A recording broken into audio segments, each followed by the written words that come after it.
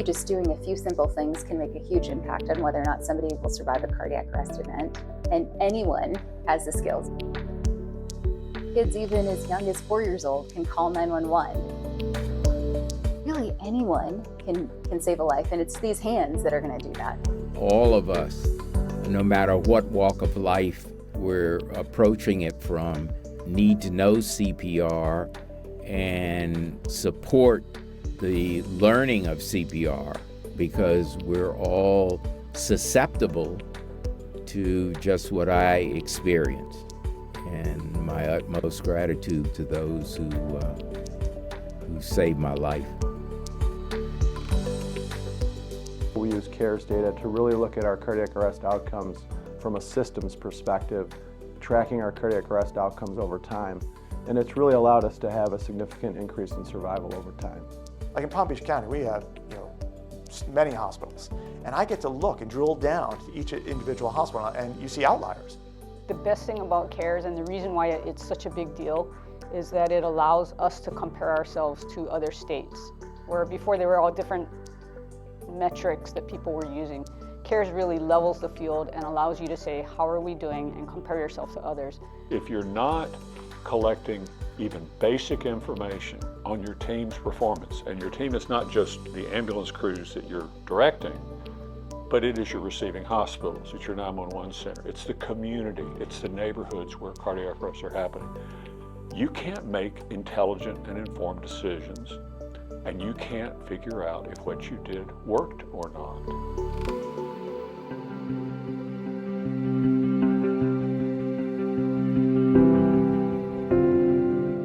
I think the first question I would ask is your community a CARES community? I think that's really an important part. And without that data, we don't know how to target resources. We need help from our state partners to really command, make happen that this is part of the process of documenting EMS care. The Carroll Act is an enormous step, but it's still a hard lift for states, and there are those holdouts. With the Carroll Act, essentially Congress has said this matters for the country.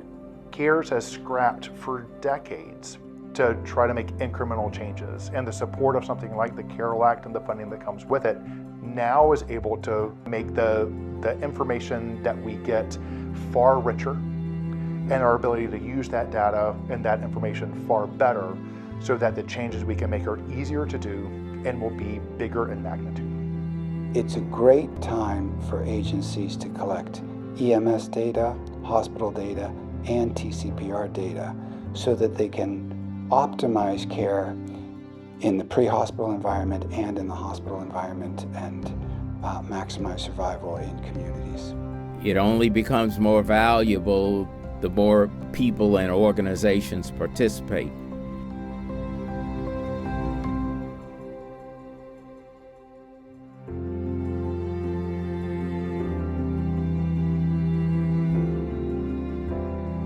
We're taking a 1-hour class, hands-only CPR. We're calling it common sense CPR.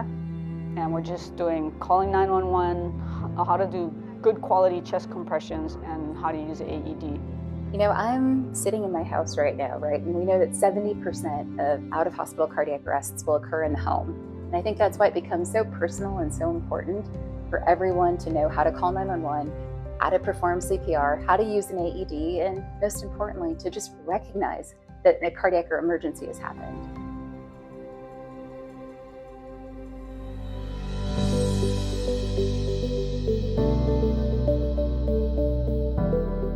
The CARES Registry helps us understand whether some of those early interventions are being utilized, if people know about them. It helps us to identify where we need to focus efforts so that we can save more lives, especially in areas where we know that more people are dying because they don't have the resources.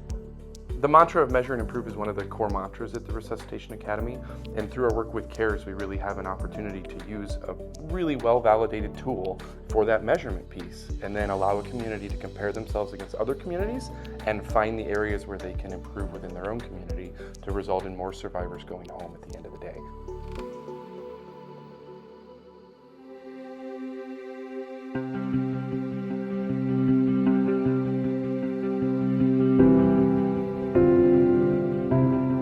I was in the YMCA gymnasium working out, and I became suddenly unconscious without any symptoms, without any warning.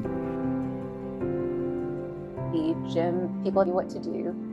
They saved his life because they knew when to call 911, they started CPR, did the things in the chain of survival that we know really work. My uncle, who I just had dinner with last night, and his amazing family is a survivor from cardiac arrest. And it was because of the amazing bystander CPR.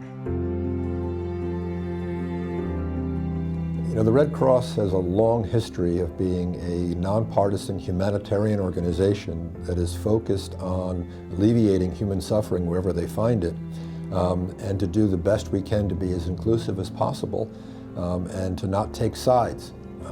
And I think that's something that we have in common with CARES, because CARES is essentially a data gathering tool that tries to understand what's happening in a community and then reach in and try to figure out how to make it better.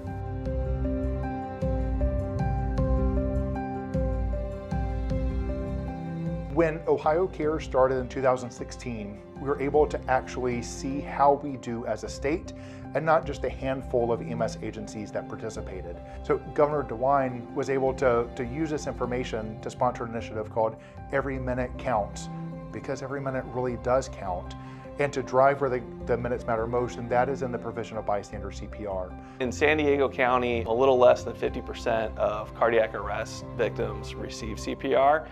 That's something we recognize from CARES data, and we compared it to other cities throughout the U.S. We see a huge value in CARES. It really allows us to track how we're doing with cardiac arrest care in the city of Chicago, and has really led to significantly increased survival rates in cardiac arrest. You know, here in Denver, we have seen the impact of CARES, and we know that we continue to see the impact because we can again track our data.